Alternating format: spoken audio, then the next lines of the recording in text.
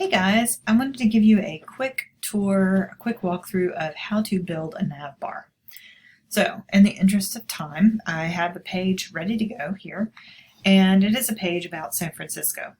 And there's some copy in here, there are links in here, this is a fairly standard website. But it's supposed to be a website, which means it's got more than one page. So you guys have all made it to the point where you've got more than one page. Each page is a separate HTML file. They're all linked with one CSS file, just like this one. But you have to have a way to navigate between the pages. So for that you need a nav bar. And the nav bar typically will go here in the header of your document. So you see the header there. And I want it to go here underneath my heading for Bayside B. So I can do that a couple of ways. I can simply type in the code, or I can go up here to, and I've got my screen set so that the thing is too small. But I can go up to the insert menu above here, and I can bring up insert and then go down to navigation and insert the navigation tag. Then it's going to ask me, insert at insertion point. Yes. Class, you can give it a class. I am not going to do that at this point, but you could certainly do it, and then click OK. So then it gives me content for the new nav tag goes here. So back in the day, we used to build nav bars with unordered lists, but we do not do that anymore. It's very clunky and unnecessarily, it has unnecessary formatting that you then have to strip out, and we just do it the simple way now. Now we use a nav tag, so we have that semantic tag, and then we use anchors. So what you're going to do is you're going to insert here your anchors, your links, if you will, for your other pages that you want to have. And so you can do that with the insert key. Excuse me, you can insert a hyperlink, and that's all a navigation bar really is. It's just a list of hyperlinks. So the text for this first one that I want to have is my index. That's my home page, and then the link is simply going to be, you're going to browse for that, and my thing is not going to pop up correctly because I'm actually working on several different sites at the moment. So it is actually in this folder. Here's my site folder here, and this is where my index file is. So I'm just going to browse to my file, and I'm going to click on open, and it will do that. I like to put mine target, well, this is actually self, because this is the index page. And then I'm going to click OK. And that's going to put in that href for me, right? The target self isn't really necessary. I usually won't worry about that, especially for a file where the link it just goes to itself. All right, and so then you can also type those in if you prefer just to type href equals, and then you can browse certainly. But the other page that I want to link to is this one, and it's a page I've already got the file created. It's already saved in my site folder. So if you notice that it actually was in the same root folder, there it is right there, and that's critically important. You want all of your page files to be in that same root folder. So I already had that done, and I'm just going to type that in, and it's going to be sites. So notice it pops up here in my nav bar. So then I'm going to do a couple of others. I wanted to have 5 buttons, so I'm going to do another. And insert or typing makes absolutely no difference in terms of which works better. It's just your personal preference. Now these I don't have pages for, so I'm going to put in, notice I put in a pound sign or a hashtag mark, if you will, and that is what we call a dummy link. It doesn't go to anything, but it does behave as if it's a link. So that is an important just placeholder kind of thing for us when we're designing. So you don't have the page done yet, but you will. And then you just simply go back in when you're finished with the page, you go back in and you replace with the file name. So that is easy to do. Oops. Sorry about that.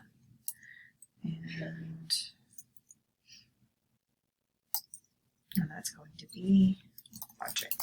Okay, so that gives me my 5 buttons in my nav bar. Notice they're up here, but there's some things wrong with them. First of all, they're kind of ugly. We don't want them to have, also lodging is spelled wrong. There we go. We don't want them to have this underline. And by default, hyperlinks always have underlines. So the way to strip that out is we go in and we use CSS to do it. Now notice I've got some hyperlinks here in the body of my page, and I actually may want those to stay. So we will simply style those based on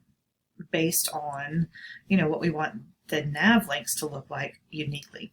So what we're going to do is now we do everything else, we'll save that, and now we'll do everything else here with our CSS. So I've got my CSS file already linked, see here, styles. So I'm going to add a selector, and I'm going to do that. I'm going to add a nav bar inside the header, right? So now these styles will anything that I do here will only apply to the navigation bar inside the header, right? But if I just want to style the links themselves, I can do header, nav, and then A. So now these styles, if I put here with this selector, will only apply to anchors that are inside the nav bar that is inside a header. So it's super specific. So I can style these anchors differently than all the others and not have to worry that I'm going to mess up an anchor somewhere else on the page or on the website, because nothing else is going to fit all of these criteria, which is what I want.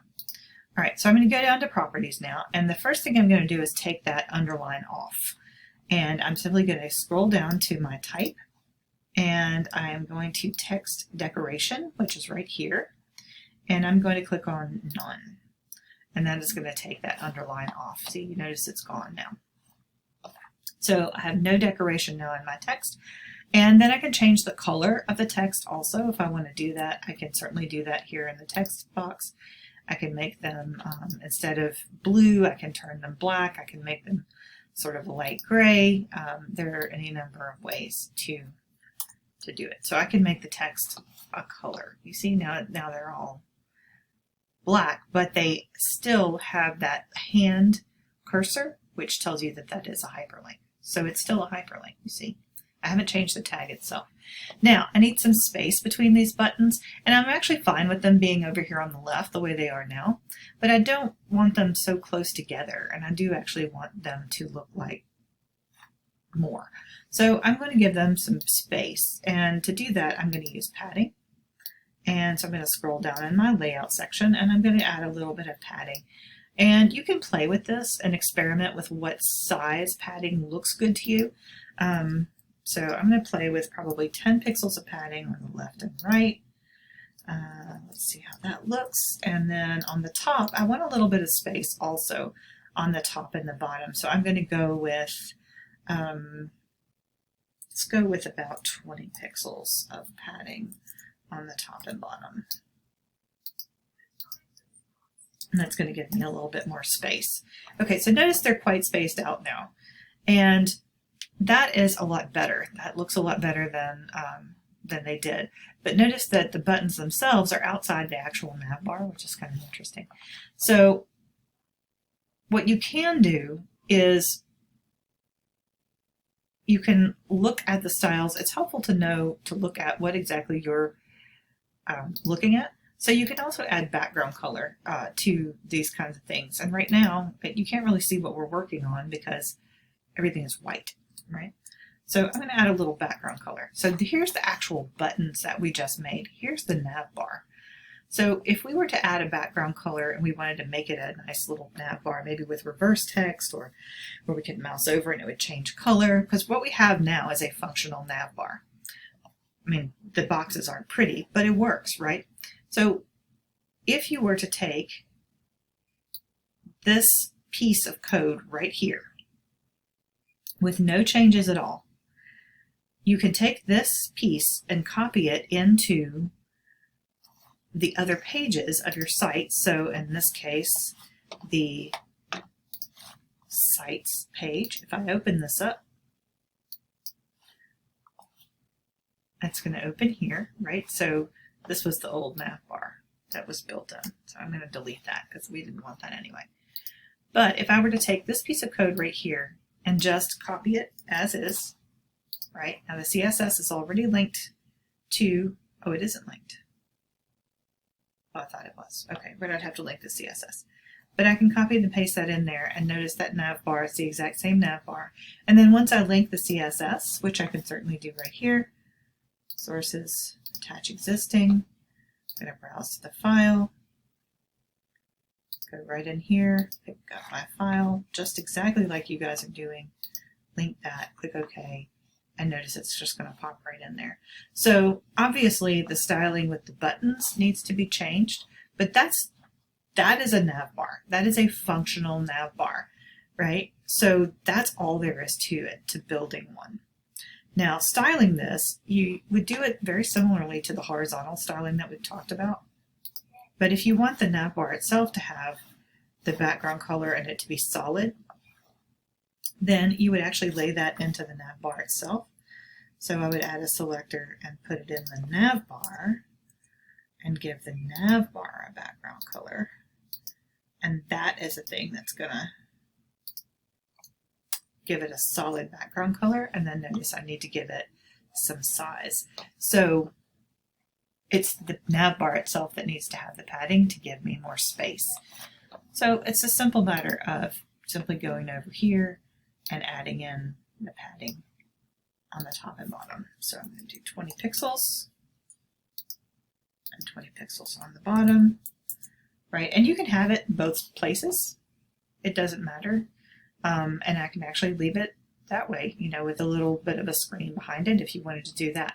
Now mousing over and changing colors is called a hover state, and that is something that is explained on W3 Schools. I know we've talked about it in class. I can make a video about that if you guys will find that helpful, but this one was simply to demonstrate rather how to create a nav bar, and that really is all there is to it. So hopefully you will find that helpful. I'll save everything, and it's ugly, but it is functional and it does let you see exactly what you're working on. So you can always take the background color off if you don't want the background color. You simply take it off, and then that gets rid of it. And now you can't see the text. There's not enough contrast between black and red. It's a very difficult color combination, so I would probably want to actually change the text color. Instead of black, I want to do white, just to make it, you know, stand out more. Anyway, your choice of colors, and you can style them any way you want to do that. But that's how you do a nav bar, and I will certainly be going over this in class again if anyone has questions. Talk to you later.